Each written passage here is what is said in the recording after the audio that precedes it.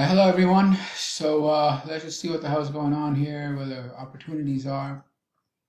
I told everyone about this. There's something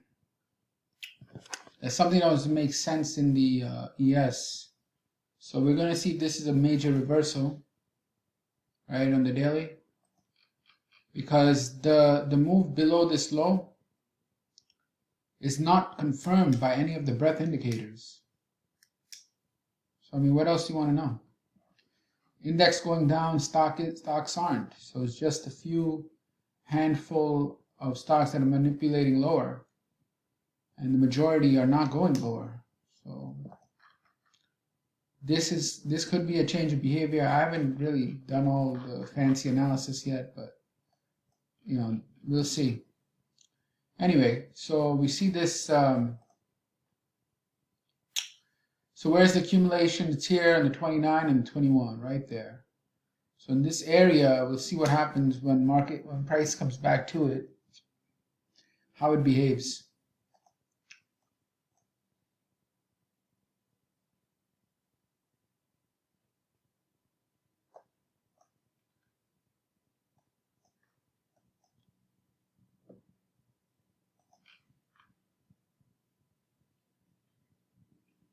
Market's gone crazy.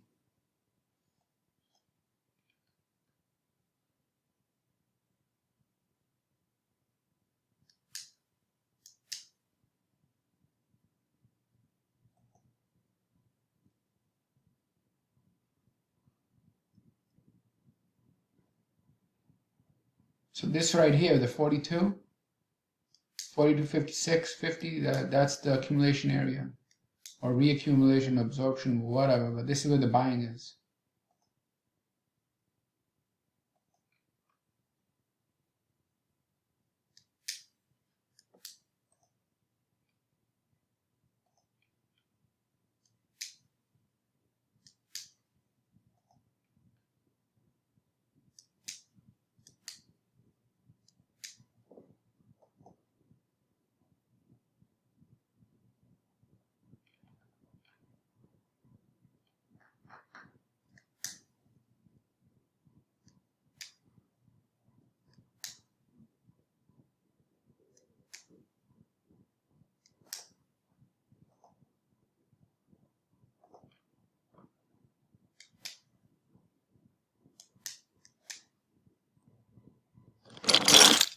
All right, everyone. So I'm just going to go over the ES and crude, see the opportunities today.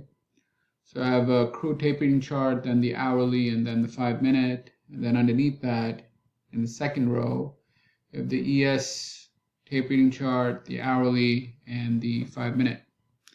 So basically, the types of trades we're looking for are turning point trades. So they're pretty straightforward. So the first one was right here on the ES. It hit this low. It hit this low right here, and you had about 14,000. It was very early in the morning, so couldn't really capitalize on it. But this was the first opportunity. Right here, 14,000, ding, ding, ding. Over here, it went up on this was at around the market open, and you had about 24,000 on the way up, and then 67,000 on the way down. This looked constructive, meaning the market is ready for a reversal. But you have to understand that they're traps, and market will go one way and then the other way. So how do you know this is a change of behavior? How do you not know this is a change of behavior and all that? First thing is the amount of volume is very, very bearish, because it's the biggest since the low. What gave it away that there was a problem here? There were actually a couple of things. One was it's only 2 bars, right? So typically a change of behavior is more than 2 bars. It's pretty strong. Second was that secondary test on 6,000. When it did that, and reversed up. This was the saying that that this move, there's something not quite right. And the third thing I can't really show you over here had to do with the delta. What had happened over here was that the amount of delta selling, meaning the market sells, was met with even more delta buy orders. I forgot which bar was on this green bar, that green bar, but you shouldn't have that type of a response in buying. So, but it's the fact that it was there was basically saying that this is a false move and they're buying it all up and they're going to rally it. So after that, it went all the way up here. Here, when it did the 165,000, I knew that there's something on the secondary test and on this pullback. Then I knew there's something going on here because in this trend, you have the most amount of volume up here.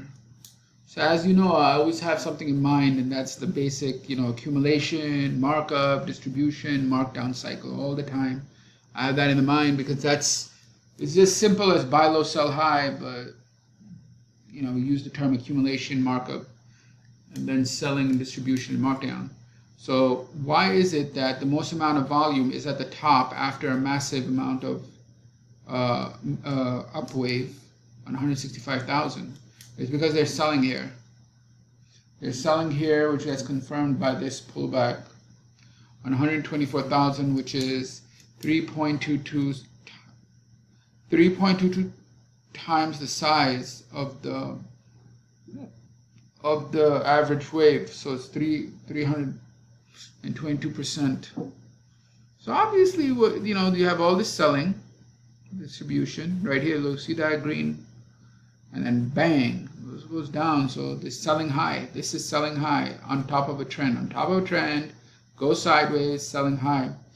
All right. Now the other thing you have to worry about is how it's going to respond to get an idea, because it could just be a pullback, reaccumulate, and go higher, right? So as the market moves up, there's some more distributive action right over here in that same area, and then they're selling, and this is a decent selling, and then at the end of the day, that's when the upthrust happens and you have the break. So the problem is that it wasn't ready to break the low and change trend yet, so it upthrusted, and then after that, after the market closed, that's when the market now is doing all of this. So I don't know what's going on here, but I know that it's going to be attracted to this level right here, and possibly this some what was it, 43.78. So it might just mark down to 43.78 after hours. So it's like, okay, so you had your change of behavior, distributive action, change of behavior, more distribution, upthrust, bang. So we'll see if it goes back down or whether it's going to hold. Why do I say the possibility of its holding? Is because the market is a fucking clear uptrend. And I showed you guys all of this in advance about how the daily market was not, the daily moves, I'll go into that later, but the idea was the market breadth said that the market was going up. Well, everybody thought it was bearish. I showed it, and I'll go into that later. Anyway, so on an intraday basis, distribution selling, upthrust selling. So now we see if it holds, reaccumulates, and then goes up, and how much of a pullback it's going to have. Obviously, long bias. Why? You have a rally, base, breakout. This is accumulation line right here. You can see the base, right across this area at 4374, and then the break. So it's no brainer that it's going to come back and pull back probably to this area 4383. So if it tags 4383 or 4384, you look for reaccumulation there and change of behavior to go higher. All right, so that's done. So the real move it's kind of screwed up because it occurred early in the morning, right? The change of behavior occurred around 6 o'clock. So I have a rule that don't want to trade before market open, because those they get taken out. Those They get taken out typically during the open. So you want to trade after the open. And the second thing is not to be fooled by this heavy selling at the market open, right? So you just want to see the responses, because once you have a potential change of behavior, you have to take a look at the responses to see if it's a fake move or it's just a pullback or it's a reaccumulation to now go up again. Second opportunity, okay, so there was no opportunity in the morning, just plain and simple. The opportunity came later in the day, but it was just, this whole thing is just a pullback to a support. That's all this is doing. And also know, when you have an uptrend and you have a change of behavior, the chances of an upthrust are quite high. Similarly, if you have a downtrend and you have a change of behavior, the possibility of a spring after that change of behavior to take out the lows of the change of behavior is quite high. This is the behavior that occurs depending on whether the market's in uptrend or downtrend. Always remember, when you're looking at counter trends, if you're going to trade counter, right, counter trend, whenever trading counter trend and looking for changes of behavior, there is a possibility that the highs or the lows will get swept via a spring or an upthrust. This is why the counter trend trading is more problematic. Anyway, long story short, just wait till tomorrow. Tomorrow they'll set up a bullish test of this area, and I'll set up the up move. So just wait for that and capitalize on it. All right, so now going to crude. Crude is totally screwed today.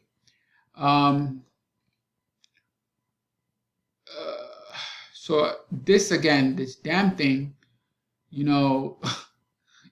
before the morning, it gave this selling move.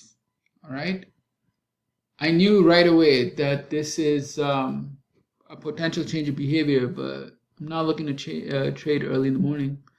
How did I know? Because there's a point where you kind of get used to accumulation and distribution, right? So this is, where is it? Right here. You see this behavior right here? We've up, down, right? Up, down. So you have that up, down, that range followed by the attempted high, which is an upthrust. Again, up, down, creating the range, followed by the attempted higher high, which is your false move, is typical distribution. Happens all the time. All the time. You're going to see a tight range like this go up, down, up. Rejection of the high. From the high, heavy selling. The selling is the biggest selling. Oh my Lord. All right. It's the biggest selling there is. All right. So the rejection with all of this strengthens the opportunity, because it's distribution into a change of behavior leading the markdown. All right, this always, it is. I don't really like patterns and use patterns, but this is just like the blatantly obvious one that happens all the time. Same with springs. It does a spring into a change of behavior. Here it's an upthrust and a change of behavior. Again, a range, upthrust, change of behavior. Or a range, spring into a change of behavior. It happens all the time. Anyway, so this happened, and you had the biggest selling there is in this whole area right here, 14,000.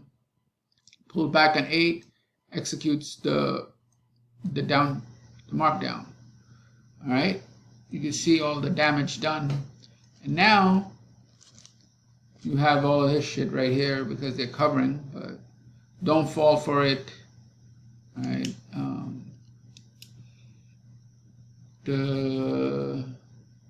The last area where there was some distribution is right here. So we'll see how it goes into that area, if it breaks out, etc. But there should be some opportunities tomorrow. All right.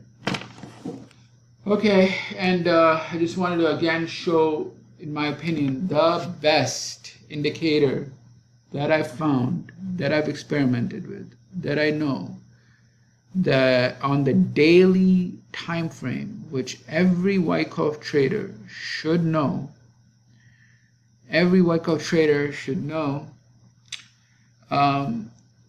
is some type of market breadth. And yes, Wyckoff did use market breadth, but the way he did it was he used a position sheet and what's called a barometer, a technical barometer.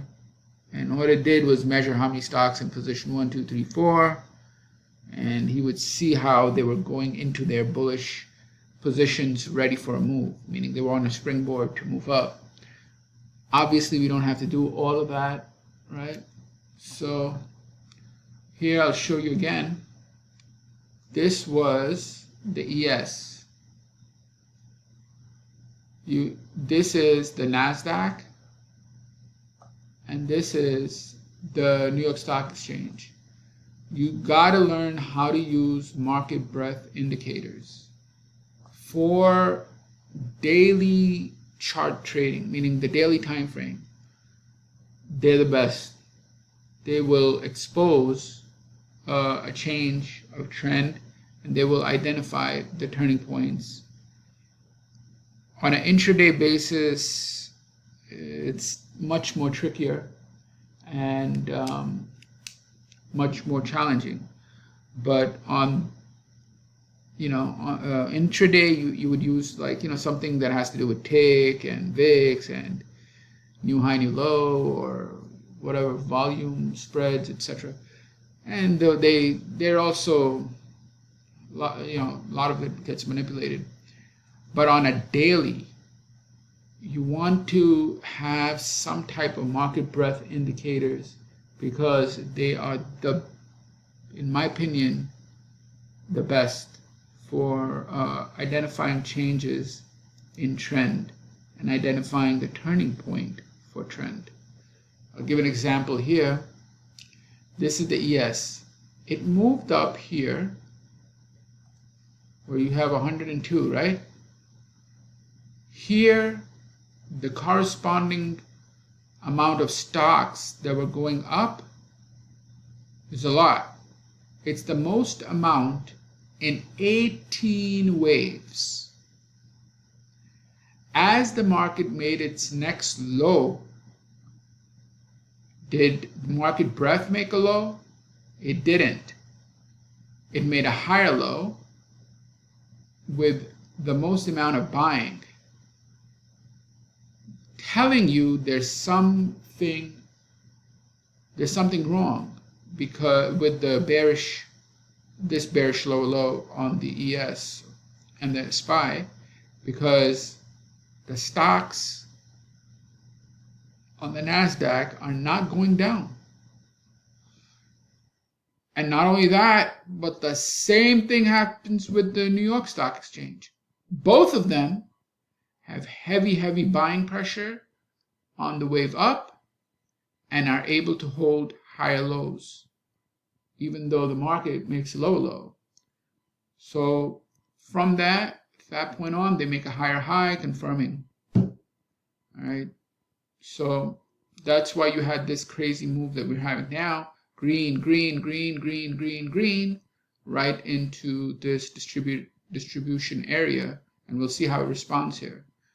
But I wanted to, again, point out that market breadth and understanding market breadth indicators, and you don't have to use any specific one. Like, because it's just a statistic on the majority of stocks on an exchange, right? So these are not 100 NASDAQ 100. It's the big one. I think it's like over 2,000. And same with the New York Stock Exchange.